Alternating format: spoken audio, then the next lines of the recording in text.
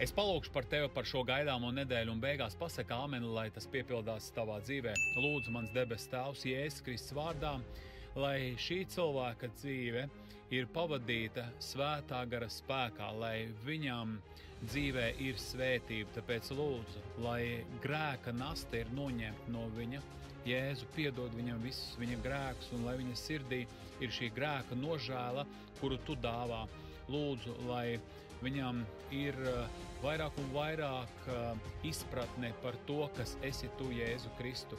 Lai viņam veidojas labākas attiecības, lai šī nedēļa ir pārmaiņu nedēļa uz labo.